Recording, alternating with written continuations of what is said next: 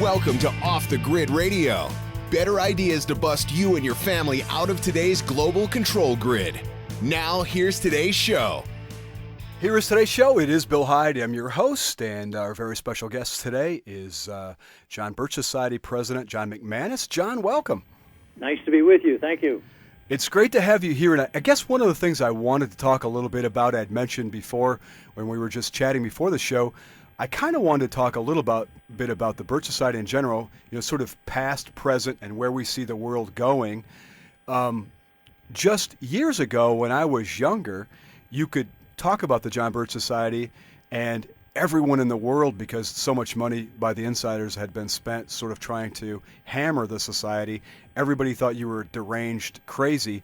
Today, I don't think as many people really have that instinct, and so I think there's some more open minds. But let's go back in time and talk a little bit about how the John Birch Society started. I think it's a fascinating story in Indianapolis, is it not? Correct. It was started at a meeting in Indianapolis that Robert Welch spoke to 11 men for 17 hours over 2 days. The transcript of what he said on that occasion became the Blue Book of the John Birch Society. But to know when the society founded, you have to go back to find out why Robert Welch did what he did and who John Birch was and all of that. So maybe that's something we can get into if that's what you want. Sure. I think you should talk a little bit about who John Birch was, because people just hear that name and there's no connectivity. Nobody knows who he was or what he was doing and why Mr. Welch picked up on him. Well, first of all, I should tell you that I don't know how many times I've been on radio shows, even television shows, when I was asked, when did John Birch start the John Birch Society? Sure. Of course, that's not so. John Birch was a young Christian missionary who went to China in 1940. And when the war broke out, after Pearl Harbor in December of 1941, he eventually volunteered for service with the U.S. forces in China. He had been made known to General Claire Chennault, the head of the famous Flying Tiger Air Wing, by General Jimmy Doolittle, who himself had been rescued by John Birch after making a famous raid over Tokyo in 1942, flying their planes to China, bailing out when they ran out of fuel, and so forth. John Birch brought Jimmy Doolittle back to safety, and as a result of that, General Chennault got a hold of John Birch, said, I'd like you to join our forces. You can speak the Chinese language, live amongst the Chinese people, so forth. And John said, well, I'll be happy to do that. I'd like to be your missionary, your chaplain. And Chennault said, I don't need a chaplain. I already have one. I need you as an intelligence operative. So John became a lieutenant, United States Army Air Corps. I think it was in the 4th of July of 1942, and he served with distinction for more than 3 years. Became a legend in China. Anybody who served in the U.S. mission in China during World War II had heard about the exploits of John Birch. But he was killed by Chinese communists 10 days after the war ended because he was such a leader of the Chinese people. And he would have been a block to the communist Chinese seizing control of that country, which they eventually did. Robert Welch heard about the life and the death of John Birch. Robert Welch, the man who formed the John Birch Society years later. He got in touch with their parents, did his own investigation, and wrote a little book in 1954 called The Life of John Birch, which is a wonderful biography. So many high school students today are told, well, you have to read a biography and give a report on it. I would always suggest to them that one of the best that they could do and learn some history in the process was to read the life of John Birch. Well, anyhow, Robert Welch was quite concerned about the drift of our country into socialism and pro-communism, totalitarianism, that he decided to form an organization to alert the American people and to preserve the American dream. And he called it the John Birch Society after talking with the parents, asking John Birch's parents if he could use their son's name as a symbol. They happily said yes, became members right from the beginning. And that's how we became the John Birch Society. What was going on, John, at the time in the 50s that had Mr. Welch so concerned in order to call this meeting in Indianapolis? Well, part of his concern was the growth of government, but also the presence within the government of a lot of communists. Senator Joseph McCarthy in Wisconsin was trying very hard to expose a lot of these people. He caught the full brunt of an attack on himself.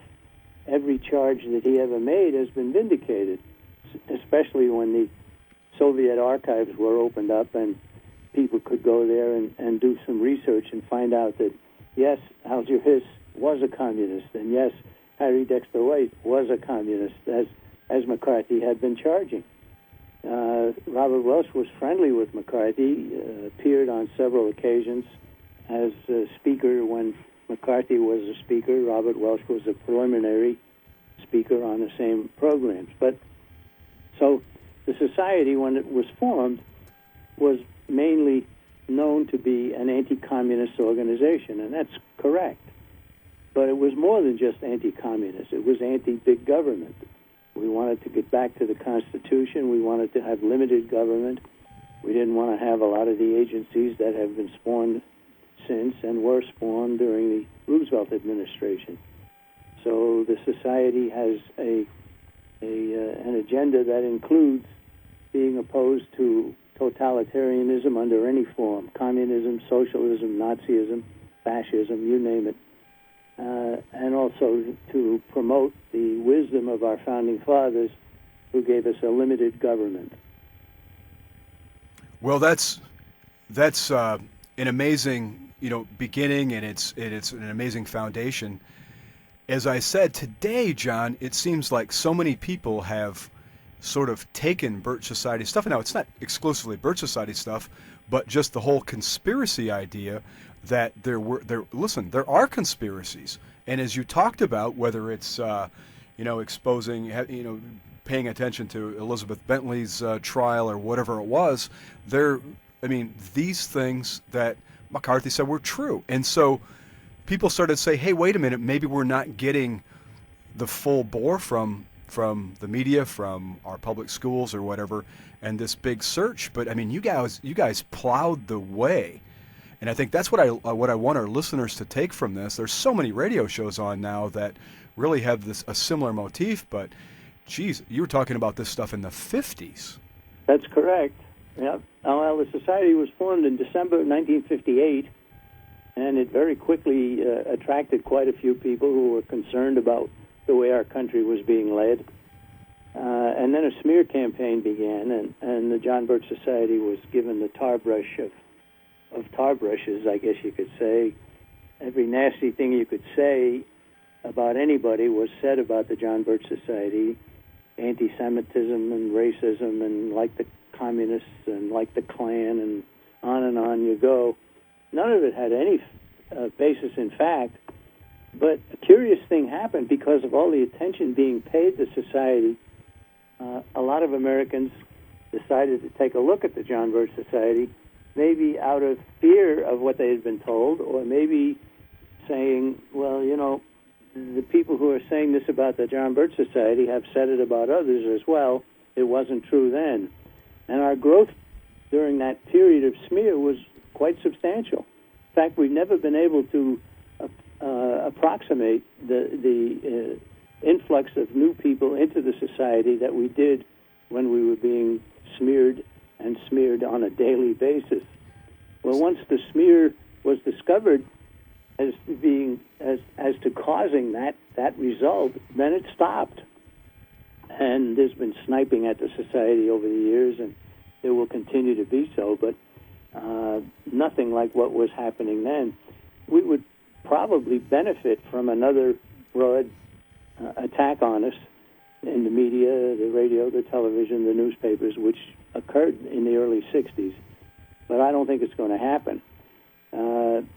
Unfortunately, even though a lot of people in our country are disturbed and concerned about the way we're going, they are not being directed toward the John Birch Society by smear activity or by anything else. We have to go and reach out ourselves. And we are growing, although never growing as much as we'd like to. And you've got an amazing, I would even say fierce sort of following.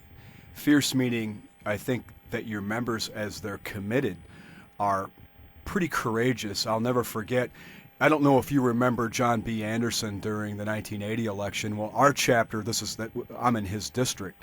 So Warren Parker and Lyle Osterday and myself and some of our chapter members, we went everywhere he went, right? And I mean, I won't say harassed, but we were there all the time, refuting everything he did. And that's just an example.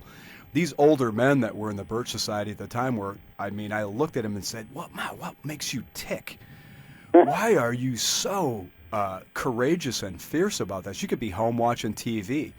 Well, that's what I found in the Birch Society, is just a bunch of dedicated, and I've never found a better bunch of human beings as a group. And you probably concur, don't you? I mean, it's a little bit in your favor to say, yeah, that's true, but really, all kidding aside, don't you really have one of the finest groups of people in the world?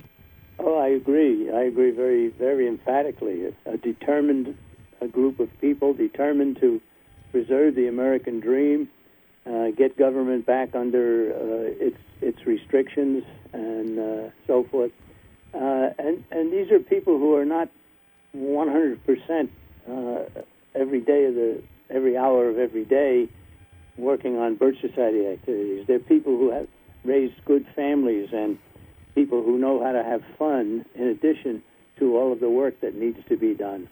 The John Birch Society is not a bunch of robots or automatons in any way. We're regular human beings who do spend a lot of time trying to protect what they were given with no effort on their own. They were given freedom. They were given a good government. They were given a wonderful country, and they've decided that they want to protect that, and they want to have it be able to pass it on to their children and grandchildren and so forth. Yeah, that's exactly what there's such inside the society, there's such a care for the next generation. And I think we talked about the summer camps and we talked about some of the other activities, but I really found that as a young parent very helpful, just that there were people, and this was long before homeschooling became popular or even too much of a possibility, but the Birch Society was there.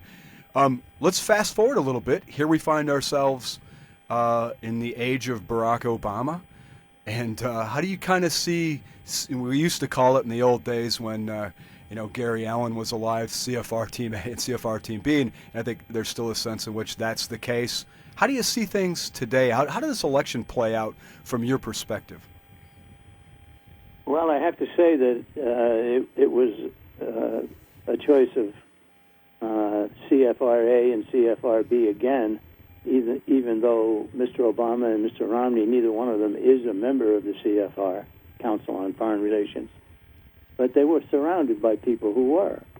I mean, the Wall Street Journal published 20 advisors to Mitt Romney, and 11 of them were members of the Council on Foreign Relations, led by Henry Kissinger, by the way. It was quite a revelation to anybody if you understood who Henry Kissinger was and what he spent his life doing. But our attitude is we're not going to steal the presidency. That the way we take our country back is through the House of Representatives. And why we say that is because the Constitution says, Article 1, Section 7, all bills for raising revenue shall originate in the House. So the House of Representatives won't originate a bill to fund the United Nations or foreign aid or the Department of Education, Housing, Energy, on and on you go. All these things which we should never have been involved in and should stop doing, then that's it. The power of the purse belongs in the House, and the House can stop the juggernaut that's taking us into the New World Order. And we're glad to say that a lot of progress has been made in that regard, although still not enough. We were hoping for more of an influx of right-thinking people into the House of Representatives in the 2012 elections. There were some, but not enough. We've still got some work ahead of us, and members of the society, read the results of the election in 2012 and say, okay, we've still got more work to do, and get back doing it. Yeah, there's a lot of work to do, and sometimes, do you remember in 1980, one of the things that I think really sort of at least crippled our little area where we were working our chapter was when Reagan came in. It's funny what things do. Reagan came in and everybody thought it was over.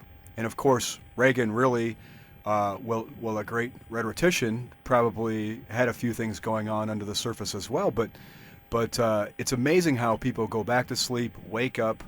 I would think with Barack Obama being reelected, it would be an opportune time as we move into this next stage of perhaps tyranny or higher taxes or combination of all those things. That would be, the ground would be fertile for opening people's minds and eyes. Oh, well, yes. Well, I don't know what the numbers were, but tens of millions of people voted against Barack Obama, and he was reelected. He was reelected because of all of the people who were on welfare, and the black people were voting for him because he's black, and the Hispanics voting for him because he's got goodies for them, and the government workers don't want to see their positions abolished, which should happen, and so on. And I was telling people for the past 2 years, don't expect to steal the presidency. You got too much against you. Work on getting yourself a decent member of the House of Representatives to start, a senator, if you can find somebody to vote for. And I guess the folks there in Texas went ahead and they put somebody in the Senate that's probably going to be very, very helpful. So we're glad about that. And there were some gains in this recent election, although not as many as I would hope. What's also true is that the gains for the good guys, the gains for the people who want less government and who want our country to mind its own business and stop being the policeman of the world, gains for those views are made much more in a non-presidential year when about one-third fewer people vote. Now, you get a presidential race, you get a tremendous turnout at the polls, although it wasn't as many as what had been expected. But in a non-presidential year, when every member of the House of Representatives and one-third of the senators have to be up for re-election, then you could see a lot more progress. So we look forward now to 2014 and more progress towards getting the government back under what Thomas Jefferson referred to as the chains of the Constitution. You bet. I've always been sort of a fan of the Birch Society slogan, less government, more responsibility, and with God's help, a better world. I can't think of a better slogan, John, than that. I'm curious, how did that slogan, what was the origin of it? Well, it originated with Robert Welch. When he first started the John Birch Society, he actually proposed that as a slogan. But it was only less government, more responsibility, and a better world. He was persuaded at one point to add, and with God's help, a better world. So he happily did that, and the slogan then became less government, more responsibility, and with God's help, a better world. I know one of the members of the council I got to know very, very well was a Catholic priest named Father Francis Fenton, and he took that slogan and he went on and gave a speech around the country, and the title of his speech was, If We Be Worthy. So less government, more responsibility, and with God's help, if we be worthy of his help, a better world would result. And I agree with that. Now, that never became part of the slogan of the John Birch Society, but the if we be worthy thought of Father Francis Fenton is something that was shared by Catholics, Protestants, and anybody else in the John Birch Society. You had to be worthy of asking God's help. It's not a case of sitting back and saying, God, we got a bad problem here. You come, please solve it. Not at all. Sure. No. Sure. I always admired that sort of his, and I like his writing, where he's a little bit sort of an Augustinian. He's always emphasizing, well, what does God require of us? where That's I think right. in many circles that seems to just be gone, but not in his writing. And so I'm glad you touched on that, because don't you think, like, I would watch Tea Party, and believe me, I'm all for Tea Party stuff, but I would think in my mind, I wonder, of all the people here at this Tea Party rally, how many of these people have their mothers or grandmothers in a nursing home that are being paid for by the state? And so here we go, less government, but how are we going to do that?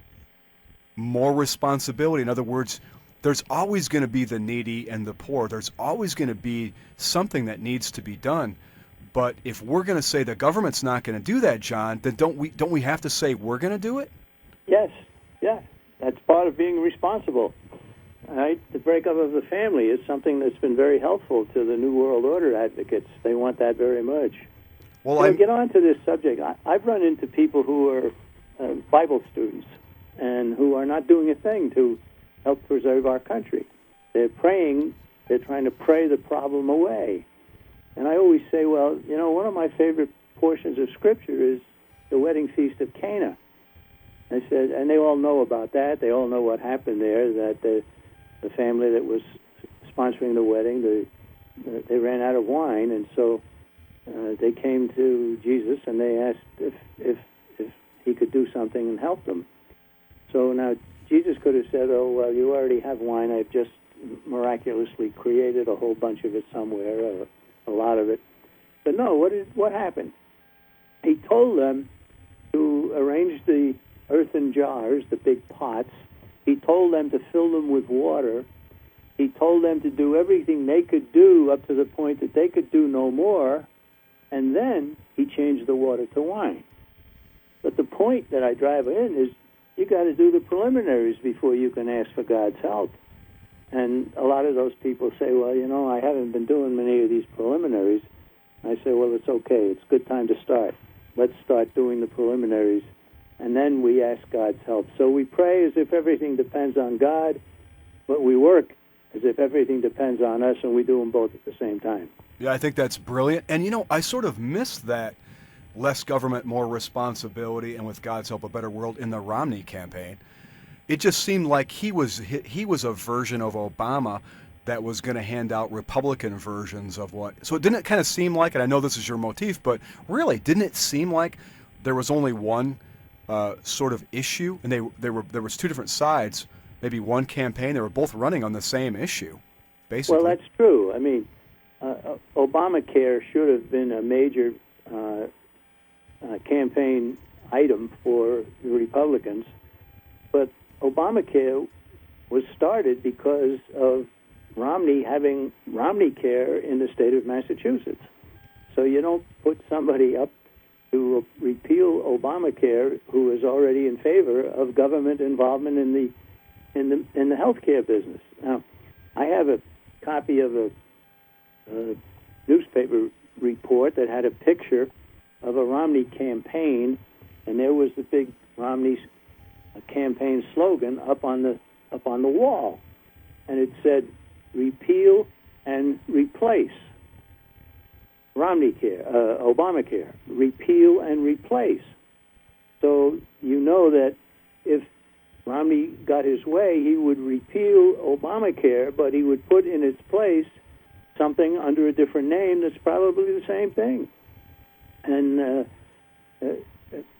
it certainly didn't make any sense for people who realize how dangerous and how harmful Obamacare can be, not only in the health field, but also monetarily and control of government over our lives and so on. You don't put a man as an opponent of that who's already in favor of it, which is what happened in the year 2012 in the presidential election.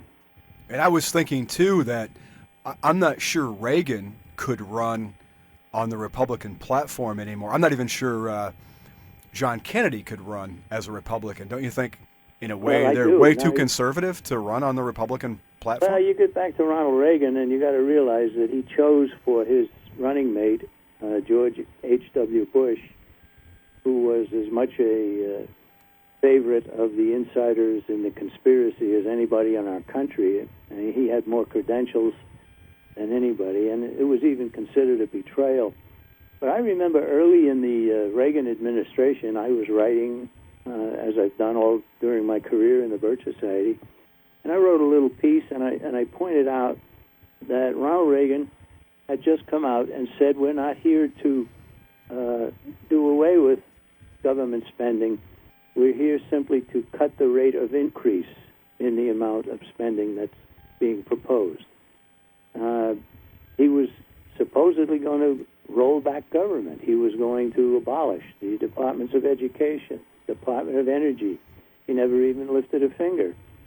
And as for adding to the government's funding and the government's indebtedness, he was just as good at doing that as was Carter before him and Clinton after him. So, unfortunately, I think that the Reagan administration was very good at rhetoric, very appealing rhetoric, but performance left a lot to be desired. Yeah, and behind the scenes, maybe. Yeah. And, of course, the beginning of the Bush dynasty, or dynasties, I mean, it's been a sad, because don't you think in some senses, at least John, Reagan had the rhetoric right. And if you listened to Reagan, you felt glad to be an American. He That's right. extolled the Constitution. If you remember at Christmas, he said, gee, guess what Christmas is about? It's about Jesus Christ dying for sinful mankind, coming in time and space, the incarnation. That was his Christmas message to all of us. I mean, he wasn't hanging Chairman Mao Christmas bulbs on his tree like this guy. Well, yeah, and you're not likely to get that kind of rhetoric from the current president either. Yeah. So you've seen a lot of this coming back and forth, as you know, and as I can hear you saying, look, here's what even in Reagan's administration we really didn't get what we had hoped for. So how do you place, if you were to put us on a, you remember Gary Allen's old chart where instead of having, the right and the left, we had total anarchy on one side and, sort of totalitarianism on the other side. Where are we with Obama? And you're a guy that studied history. You're a guy that studied world history, our history of our country in depth. You're around all these amazing people. You're just educated. Where do you, from the insider standpoint, especially, where do you think we are in this greater scheme? I think we're moving very slowly, piece by piece, step by step, toward the socialist goal.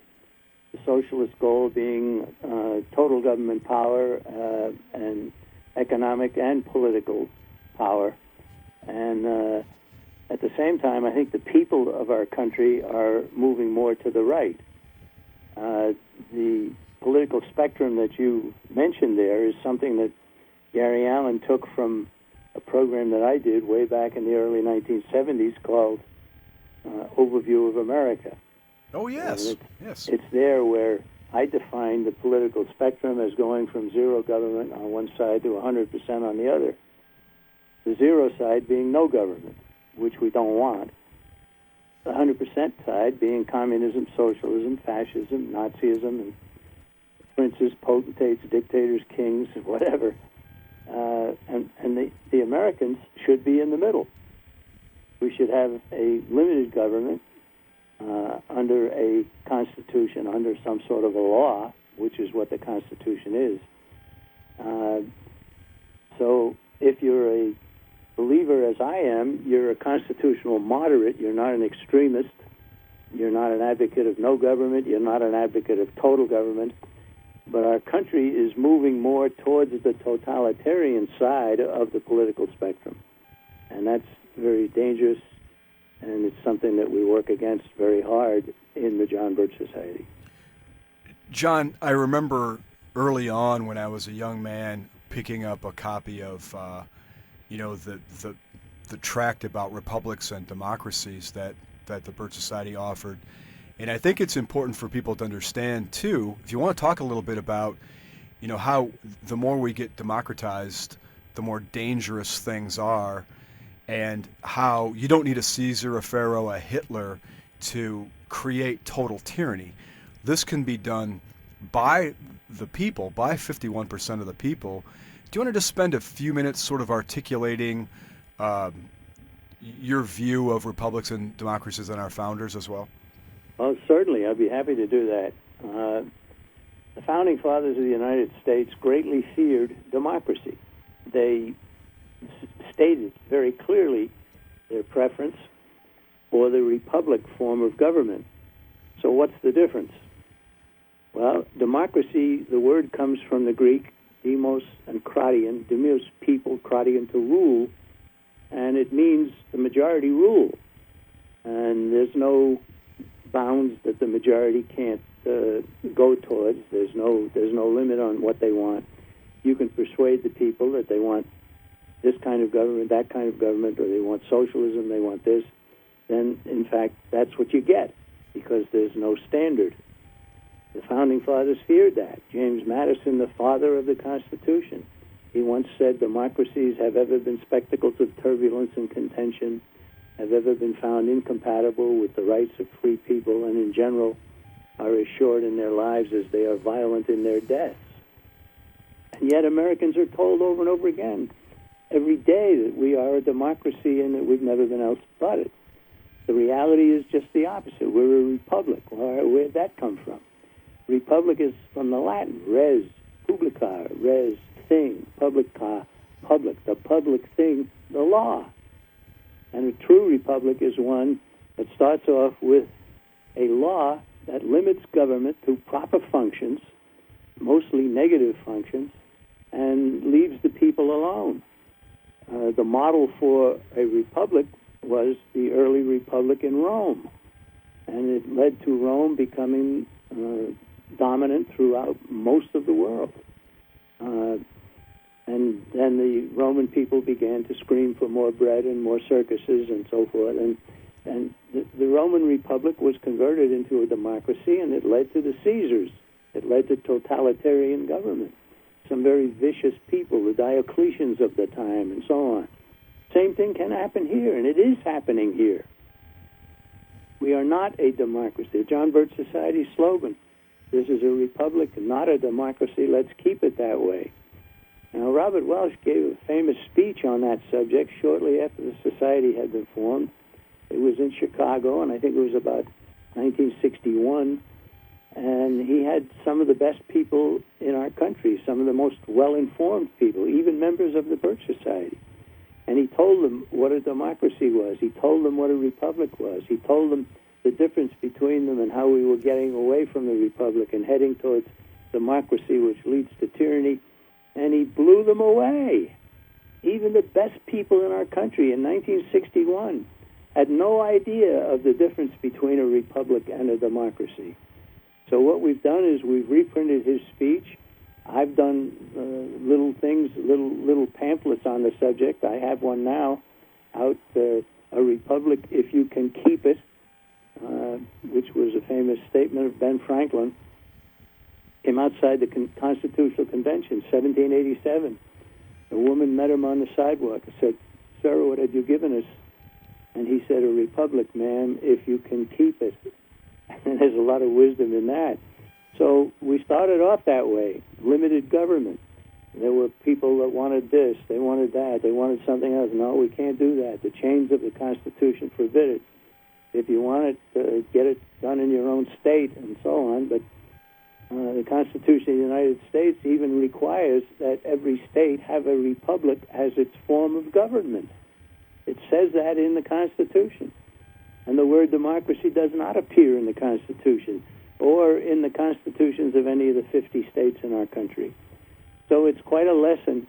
We have a DVD out today called Overview of Our World. It's 29 minutes long, written and narrated by myself. And it's probably been viewed by as many as 7 to 10 million people in our country. Continues to simply open up the minds of a lot of people. I've seen young people who sat through 29 minutes of that and said, "That's not what they're teaching us in school." Oh, yeah. And I said, "Okay, you're correct. They're not teaching that in school. You got to be careful what else they might be trying to teach you." How can people get a hold of Overview of Our World? Very simple. Go to jbs.org on the internet. Go to Shop JBS, which is one of the alternatives you're given, and just order it. It costs $1. And I always tell people, well, if you're going to pay $1, you got to pay a shipping charge, or I don't know, $3 or $3.50 or something like that. So I say, well, get 5 of them, and pass them around. Yeah, it's going to it'll still cost you less than $10. And the people who get that will shake their head and say, I've never heard any of this, but obviously it's true. It's the case. If we can quote Madison as I did, if we quote other founding fathers and so on. We are a republic. And of course, people do pledge allegiance to the flag still, and to the what? To the republic for which it stands. And I've told people over and over again, I said, I never heard anybody sing the battle hymn of the democracy. Well, the problem with the Pledge of Allegiance, John, and Pastor Doug Wilson has said, when you say it, you kind of feel like you're dating a girl that's seeing 5 other guys. Well, that could be. Yeah, I think he's kind of hit it. Is there a way to get... now, I've still got my copy of Mr. Welch's speech on cassette tapes. Some people listening to this probably don't know what a cassette tape is. I've got that. Is there a way that folks could listen to that speech still? I think so. You go to the internet, go to the John Birch Society, plug in the different things that you're given. I think the overview of America is available. You could listen to it for 29 minutes, or you can send a $10 bill to the John Birch Society, and you'll get back 5 copies of the DVD, and you can share them with others. The way to address us is John Birch Society, Post Office Box 8040, Appleton, Wisconsin, 54912. That's Post Office Box 8040, Appleton, Wisconsin, 54912. Or you can order them over the internet and pay with a credit card. Probably the easiest way, yeah. Yeah. A couple other quick questions, almost like little Bill Heid housekeeping questions. Are the American Opinion, is that anywhere to be found, the old copies? I'd love to buy a set of that. The old American Opinion was our magazine. We changed in 1985. We had a monthly and a weekly magazine. The Review of the News was our weekly. And we decided that we didn't need 2 magazines. We needed one, and so we combined the 2, and we came out with a new magazine called The New American. As far as getting back issues of the old American Opinion, I think if you find an older member, you might find that his garage is full of them. That's how I've acquired most of them, John, that I've got so far. Well, it's older members. Yeah, that's right, and I don't know of any source where you could go and get the old copies. But if you want to talk about prophetic, just reading Susan Huck and Gary Allen and some of these guys, it's really just amazing how germane the stuff that was written years and years ago is to today. And I guess this is a perfect segue for us to talk about finances. And we had folks writing, and Birch Society was really, before any group that I knew, the Birch Society was talking about what inflation. Remember the film strip that was available years ago? I can't think of The Incredible Bread Machine. Was that the title of it? Yes, that was put out by a libertarian group. We had our own. We called it Dollars and Cents. Dollars and Cents. I think we showed that in the chapter that I was in for a while. And just drawing attention to the fact that, not only from the constitutional standpoint, you can't do that, but also from the standpoint, the pragmatic standpoint, is you're going to destroy your country. You're talking about bread and circuses before, sort of coin clipping. How can we make this all work? How can we spend the money and still have the money and so forth? So I think it's a good opportunity for us to segue into a little bit of what happens when you do to your currency what we're doing to our currency. And there's history here before. We don't have to, it's not like we're reinventing anything, John. This has been done and it's been tried before, and it always ends up in disaster. That's right. Sound money is the basis of a thriving nation. There are people who want to turn that around and say a thriving nation has sound money. No, the sound money comes first. The Constitution of the United States did not allow the federal government to issue money. Congress shall have power to coin money. Right? People take their precious metals to the mint, which they started in 1792, and have it stamped into coinage of a fixed size, weight, and purity. And that helped our country to take off, as you could say. Today we are the most heavily indebted nation in the history of mankind. They admit to 16 trillion, but if you add up all of the unfunded obligations that the federal government already has, Social Security, Medicare, Medicaid, Highway Trust Fund, all that money's been spent. There is no money. And if you add it all up, you're well over $100 trillion, an incomprehensible amount of money. And so what we are seeing is that in order to cover expenses, the federal government is simply, with its partner, the Federal Reserve, printing money. And the printed money takes on value by robbing a little bit of the value of everybody else's money. That's what inflation is. And if you can remember buying 5 gallons of gasoline for your car for $1, now you're paying $3.50 for 1 gallon, you would say, boy, the price of gasoline has really gone up. No. What has happened is the value of the dollar has really gone down. Yes. And what can it lead to? Well, it can lead to chaos, economic chaos, and there are already people suggesting that what we're really going to have is United Nations issued currency, special drawing rights, the world, some UN agency issuing the world's money.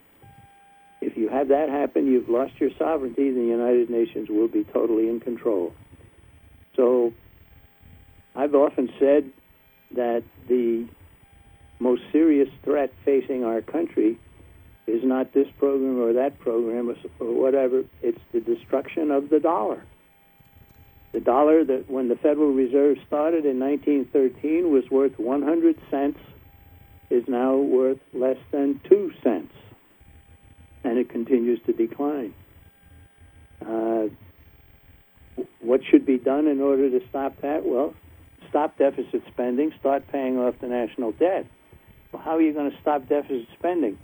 You're going to get rid of agencies of the federal government that are not authorized by the Constitution. You're going to get rid of the Department of Education, Energy, Housing, Welfare, the government, government medicine, and so forth. You're going to get rid of undeclared wars. You're going to get rid of foreign aid. I always like to say, I do this in speeches that I give, almost without, in any subject. I'll finally get around to it. And I say, I talked to a fourth grader recently, and I asked the fourth grader, if you're heavily in debt, should you give away money like our foreign aid program? And the fourth grader will look at me quizzically like I'm nuts and say, of course not. You shouldn't give away money if you're heavily in debt. And I always say at that point, how would you like to run for Congress? I think a fourth grader mentality would be very, very good in Congress. Yeah, that's for sure, because at that level, it just makes so much sense, and you don't have all these pressures for bread and circuses, and it's easy for someone to understand that the laws of gravity or whatever laws that exist in the universe can't be, they can't be messed with for long. You can kind of mess around with them for a while. I was thinking about the Weimar Republic as you were talking, and here's some guys that messed with this whole thing. And the tragedy is, you don't just get a hyperinflationary currency and the value of everything you own go to nothing. The tragedy is, on the heels, as you've been articulating so well, John, on the heels of this destruction comes Hitler. Because you're going to want people are going to say, is there a strong man? Can he put this whole, this Humpty Dumpty back together again? Because it's broke. And Absolutely. the temptation, the temptation is just for whoever has the best PowerPoint presentation, you're going to say, bring that guy in. I don't care how many Jews he kills, right? And that's a tragedy. He's got to have government power, right? Well, you talked about the Weimar Republic. Exactly the scenario we're describing as happening to America happened in the 1920s. At the end of World War I, the German people were required to pay reparations for the war. Well, they didn't have the money, so what did they do? They printed their money. They just kept printing and printing and printing, and you could get a whole bundle full of Reichsmarks, and you couldn't buy a loaf of bread with it. And finally, everything collapsed, and the people lost their homes and their businesses, and they were very, very saddened and angry. A fellow named Hitler came along and said, I can restore German pride. Give me power and I will restore German pride. And so they did. And everybody knows the rest of that story. Inflation has always been used by aspiring tyrants. It was used by Diocletian. It was used by Hitler. It was used in France in the French Revolution. It was over and over again. History confirms that you give somebody the power to inflate the currency, and he will. And inflation is not rising prices. As Gary Allen once said, and I've quoted that many, many times, if you believe inflation is rising prices, you believe wet streets cause rain. That's exactly what it is, yes. Rising prices is the effect of inflation. Inflation is an increase in the quantity of currency that destroys its value, and consequently people raise their prices to get more of that currency for their goods and their services. And eventually, if you don't stop it, the currency becomes absolutely worth nothing. And then you want a strong man to come and to take care of everything and set everything back in order. And what you get is a strong man who gives you tyranny. And John, what's that strong guy going to do? He's going to pick some group to blame. So Hitler picked Jews, right? Because it couldn't be my fault. So, in an Obama administration, David Axelrod or whoever it is going to have to pick somebody. If you would have a blow-off during the next 4 years, it could be further out than that. But someone's going to have to be blamed for this, right? Well, they'll blame the rich people. The rich people are already being blamed. What do rich people? What does a rich person do with his wealth? Well, he invests it in somebody else's business, doesn't he? Yes. And he fuels the free enterprise system. Are there some rich people who are working for socialism to build power for themselves and their cronies? Yeah, there are some that do that. But to be wealthy is not to be evil. It may mean you've worked harder than others. It may mean that you've accumulated the ability to help others start businesses and so on. Imagine that people think that a wealthy person is just somebody who sits around and has his table full of stocks and bonds and coins and whatever else and just sits there and gloats. That's exactly what does not happen. Even some people that I know who are quite wealthy, they put their time and effort into building a business, invest in somebody else's business. Which creates jobs. Which creates jobs, which keeps our country free and independent and so on. So there's the scapegoat there. The scapegoat isn't going to be Jews. It's going to be wealthy people. Maybe some of them will be Jews. Maybe some of them will be Catholics or Lutherans or whatever. I don't know. But there will be scapegoats if we go into tyranny, and you'll see that happen. Well, John, we're kind of running out of time. I want to give a little bit of a shameless plug for a great Christmas gift that you're involved with. First of all, before that, if you just want more information on the organization that John's been talking about, just go to jbs.org and start looking around. There's some great stuff. Again, our good friend Alex Jones talks about a lot of this stuff, but the Birch Society was doing these things before Alex was born, was talking about these things and producing books and sort of exposing the conspiracy, as it were, a long time ago. But my shameless plug for a great Christmas gift, John, is a gift to one of your friends or family for the new American. And one of the things that I do personally is send this out to people that may not sort of, I don't like preaching to people the stuff all the time, but just members of my family. And I'm telling you, they get accustomed to the truth that is in the new American. And then when we get back together again, Thanksgiving, Christmas, or whatever, it's funny because these people that I give these gifts to, they'll see me and they say, well, did you read that article that John McManus wrote, or where? And I'll say, yeah, and so it becomes something that's on their mind, and they become sort of adapted to what a counter view would be. Is that a good way to say that, John? Just an off the grid counter view of what the mainstream media is providing. And if we need anything at this point in history, it's that counter view. And I think a subscription, you can buy one subscription for $39. I don't get anything out of this, so this is, again, a shameless plug for me. It has nothing to do with our organization, but it has everything to do with an organization that I think is extremely worthy. I think you can get additional ones for $29, and so we'll give 5 or 6, 7, 8, whatever, to as many people as we can think of that might enjoy reading it. So that's something to think about for Christmas that would have meaning, constitutional meaning. And just talking about some of the things that we've been talking about, John, what better gift could you give somebody than just, and it's going to give. A gift subscription to the New American Magazine would be something that, it's a gift that you continue to give it all throughout the year. It's not just one little thing that you get at Christmas, you open up the package, you throw away the wrapping, and then you have a gift.